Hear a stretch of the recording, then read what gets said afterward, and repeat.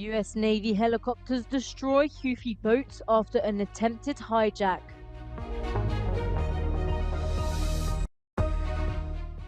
Kremlin vows to all those responsible for the attack on Belgorod will be punished.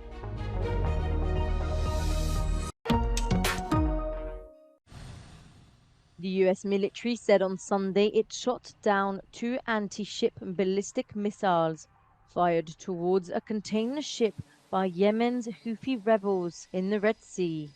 Hours later, 4 boats tried to attack the same ship, but US forces opened fire, killing several of the armed crew, said US military officials.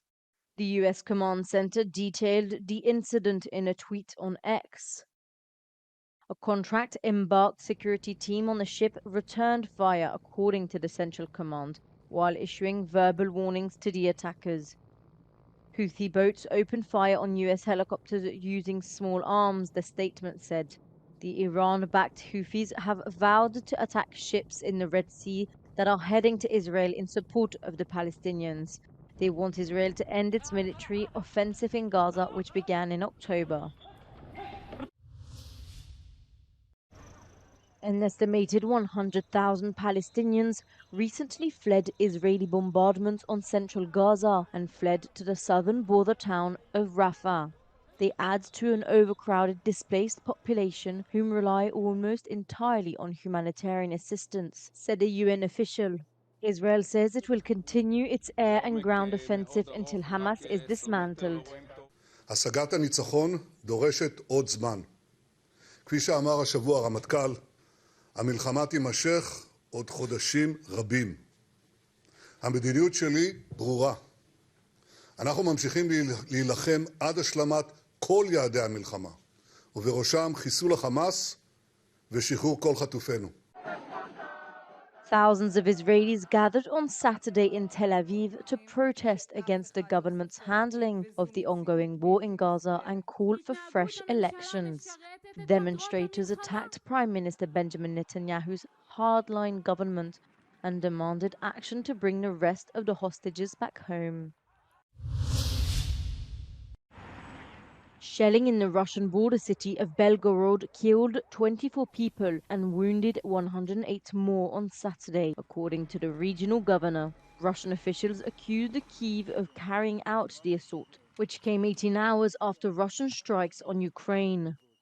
Russia called for an emergency UN Security Council meeting following the attacks.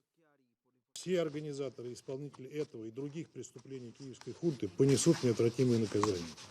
Призываем все ответственные правительства и профильные международные структуры выступить с решительным осуждением этого жестокого теракта, совершенного с использованием запрещенных в большинстве западных государств кассетных боеприпасов.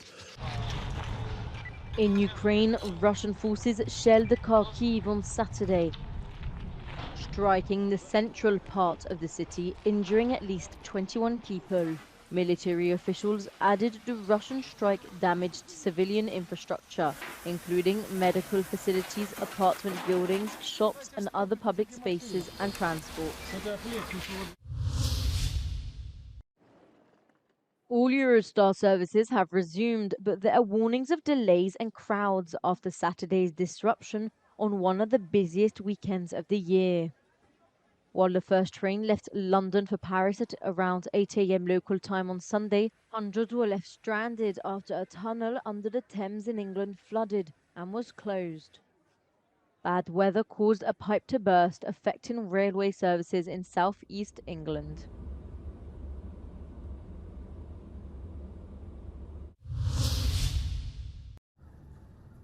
Venice announced new limits on the size of tourist groups as well as loudspeakers on Saturday.